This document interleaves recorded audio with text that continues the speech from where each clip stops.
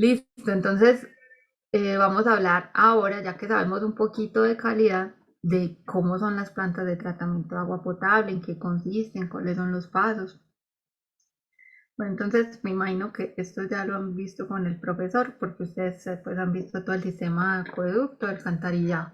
Pero ¿cuál es el sistema en sí de uso doméstico, toda la infraestructura asociada con el uso doméstico del agua?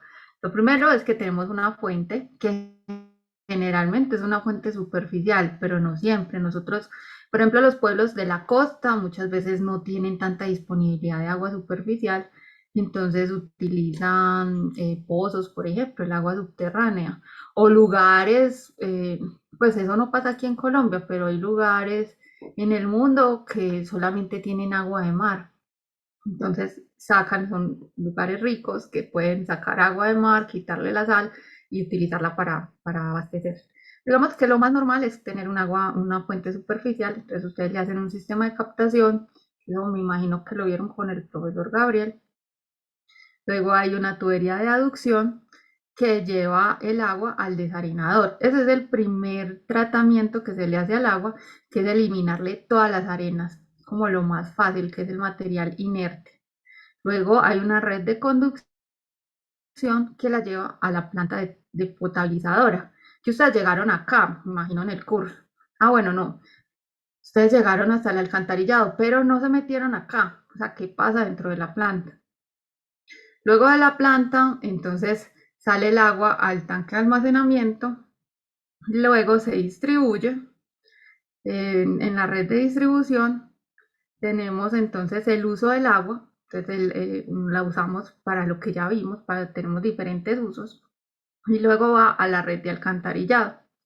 Y luego de la red de alcantarillado se conecta a la planta de tratamiento de agua residual y luego que pasa a todo lo que no está aquí en el dibujito, todo lo que los procesos de la planta de agua residual se descarga a un cuerpo receptor. Entonces ahí terminaríamos como todo ese uso doméstico del agua. Entonces vamos a hablar primero qué pasa aquí, qué pasa en esta cajita. Entonces, este es como un esquema general de qué pasa en una planta convencional de tratamiento de agua. Entonces ustedes tienen el agua cruda. Recuerden que cruda es que no ha pasado por ningún tratamiento. Llega a unos procesos preliminares. Luego de los procesos preliminares pasa a un aforo. ¿Qué es un aforo?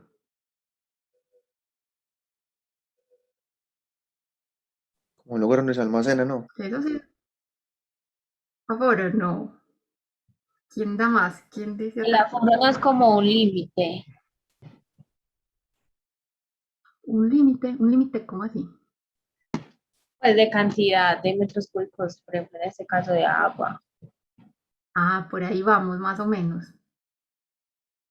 ¿A alguien se le ocurre otra cosa? Ustedes en tránsito no hacían aforos, o no les explicaron aforos.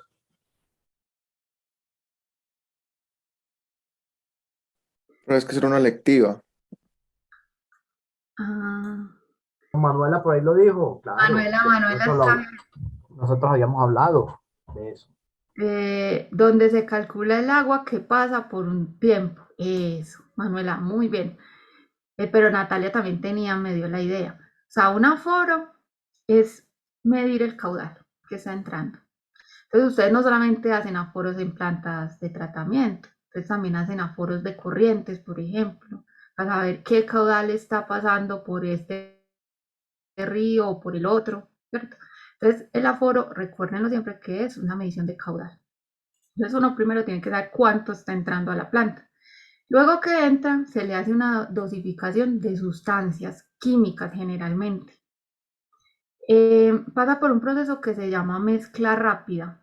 Mezcla rápida también se le llama coagulación. De pronto han escuchado de eso. Luego de una mezcla rápida pasa por una mezcla lenta, que se le llama floculación también. Y luego por un proceso de sedimentación.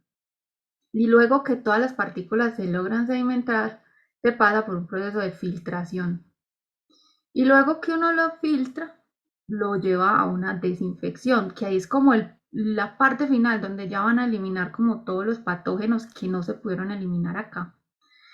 Pasa por almacenamiento y contacto del tanque de almacenamiento que tienen las plantas y listo, la salida es el efluente de la planta de agua potable y ya el agua está tratada. Entonces vamos a hablar de cada uno un poquito. Entonces, en los preliminares está el desbaste y remoción de flotantes. ¿Qué quiere decir eso? Eliminar lo más fácil de eliminar o lo primero es eliminar todos los materiales grandes. Entonces el río, ustedes saben que viene con muchas cosas, viene con hojas, con ramas, uno en el río puede encontrar animales muertos y en fin, muchas cosas. Entonces, eso después como va a pasar a la planta y la planta puede tener bombas, otros equipos. Entonces, para evitar atascamientos y daños en esos equipos, tenemos que hacer una primera remoción de ese material grueso. ¿Cómo creen que hacemos eso? ¿Cómo eliminamos esas hojas, ramas, animales muertos y eso? ¿Cuál sería la primera, ese desbaste y remoción de flotantes? ¿Un tamizaje o qué? ¿Cómo? Pues con medio de mallas así de diámetro. Por medio de mallas. Sí, puede ser, ¿qué más?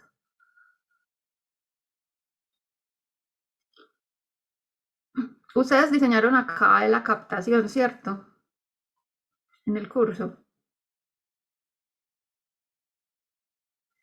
¿Cómo hacían eso? Entonces, Emanuela dice que una rejilla o algo así. Si recuerdan cómo diseñaron la captación, usted seguro la captación le hicieron con una rejita, con una reja. ¿Para qué era esa reja?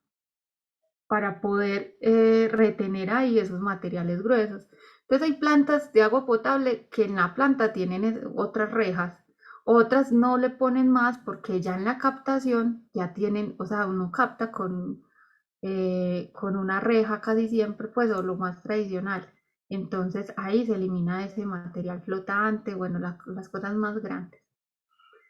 Después sigue la presedimentación y remoción de materiales en suspensión. Entonces, ¿qué es eso? Vamos a eliminar limos, arcillas, arenas, todos esos materiales que pueden ser abrasivos. Por ejemplo, nos pueden dañar las bombas si tenemos bombas. ¿Qué vendría siendo eso? Que ustedes también lo vieron. Luego de la captación, que era lo que seguía.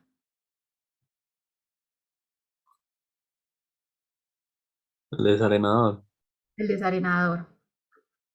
Ahí sí se tamiza, ajá. Entonces, por eso es que ustedes diseñan el desarenador. Le van a quitar lo más fácil, quitarle las cosas más grandes, entonces tienen la reja. Luego le van a quitar el material inerte, limos, arcillas, todo eso, el desarenador. Luego resulta que ya llegamos a la planta de tratamiento y hay otro proceso que a veces hay que hacerlo y a veces no, que se llama aireación. Entonces hay unas fuentes que tienen a veces ciertos compuestos como hierro, manganeso, CO2 y pues ciertos compuestos que hay que eliminar.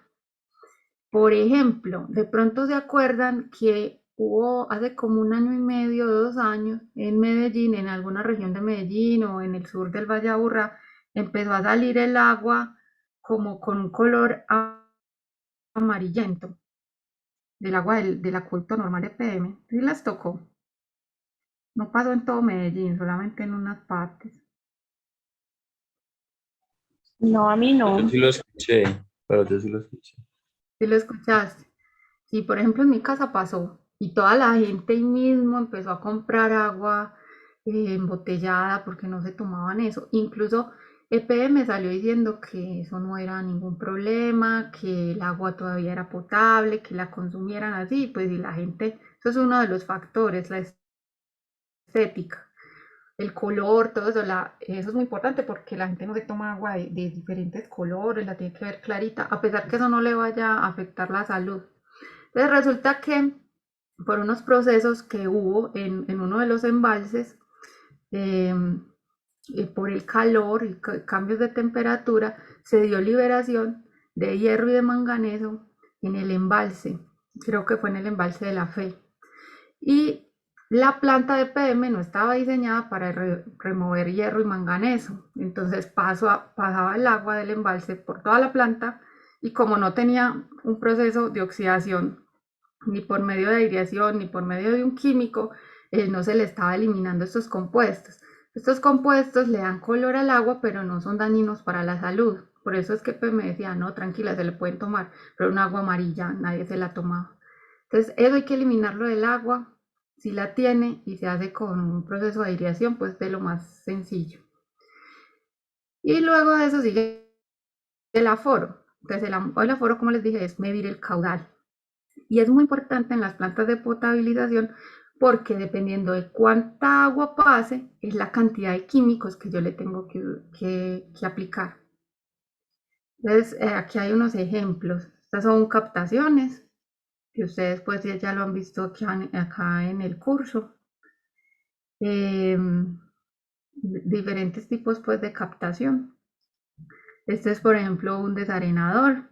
Ustedes saben que los desarenadores se diseñan como con la teoría de la ley de Stokes. Entonces en general se consideran que son partículas discretas, que son partículas discretas que cuando sedimentan no se van a chocar unas con las otras. Entonces es como el modelo más fácil de sedimentación. Me imagino que lo vieron acá. Y estos son otros preliminares. Estos son fotos de la planta de tratamiento de agua potable de La Ceja. El agua es captada y llega a un canal y aquí encuentra un vertedero, que seguro pues ustedes vieron todo eso con el profesor en hidráulica.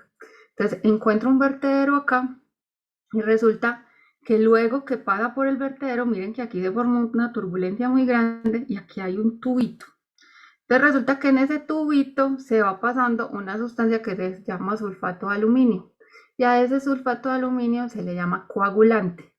Entonces ese coagulante se aplica en el punto de máxima turbulencia. Entonces uno no cree, pero en las plantas de tratamiento se necesita mucho de la hidráulica, entender como todos los conceptos de hidráulica.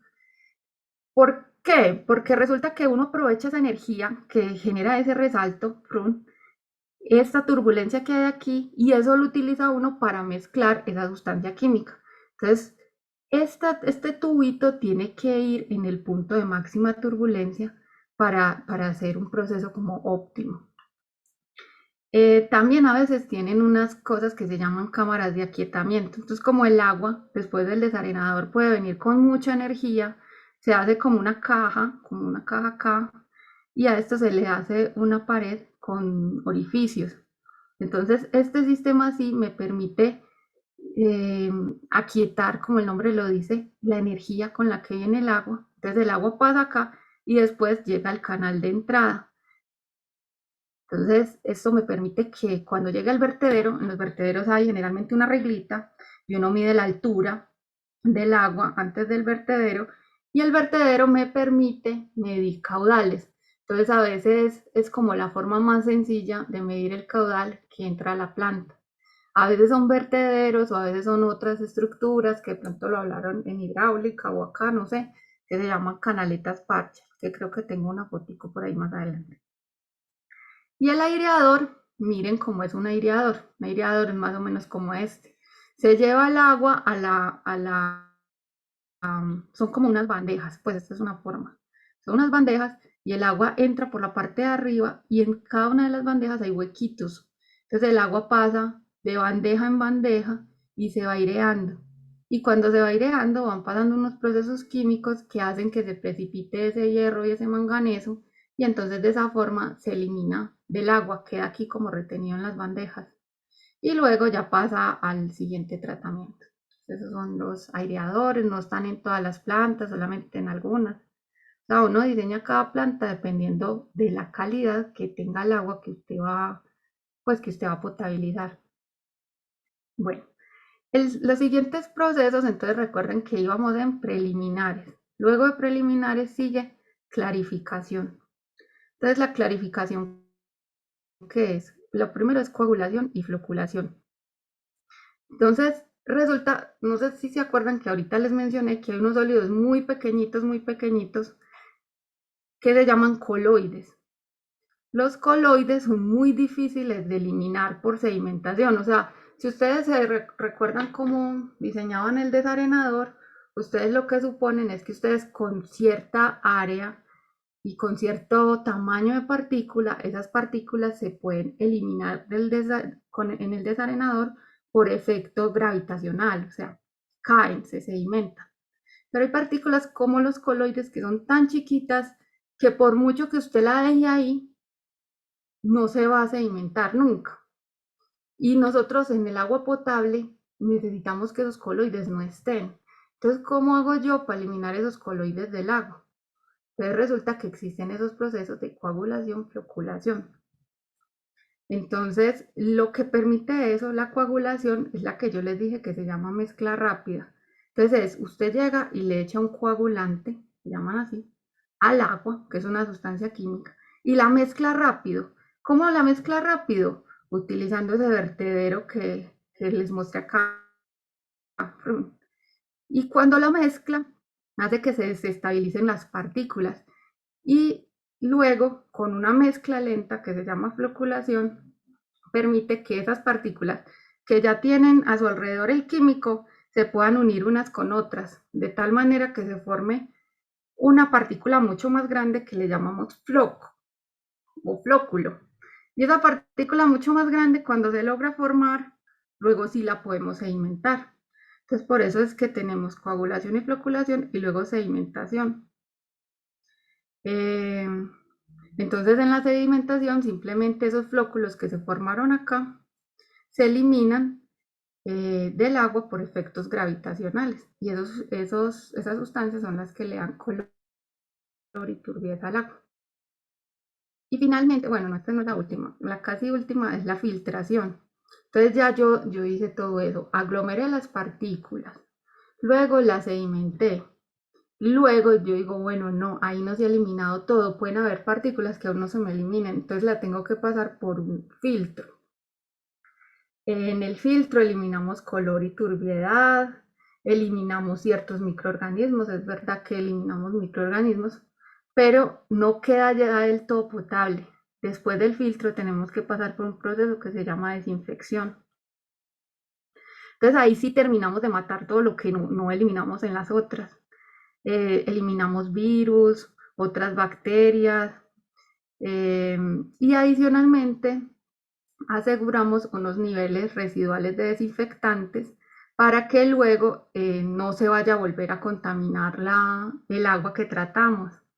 Entonces resulta que yo, digamos, hago todo ese proceso, pero uso un desinfectante que solamente me dura un poquito tiempo. Entonces luego cuando ya en la red de acueductos se distribuye el agua y puede pasar mucho tiempo desde la planta de tratamiento hasta la última casa, entonces podría pasar que se vuelva a contaminar el agua. Entonces por eso es que nosotros usamos, ¿cuál es el desinfectante como más común? Ustedes han escuchado. ¿Con qué se desinfecta el agua? Con cloro, ¿no? Con cloro. Entonces, ¿cuál es la ventaja del cloro? Que tiene lo que llamamos efecto residual. Entonces, efecto residual es que usted se lo aplica y él le va a quedar el efecto por un tiempo. Entonces uno calcula, a eso hay unas formas de calcularlo, y uno calcula cuánto cloro le tengo que echar yo ahí en la planta para que eso a la última casa del pueblo le llegue todavía una concentración de cloro suficiente que me asegure que no se va a volver a contaminar el agua. Entonces, pues eso es todo un proceso.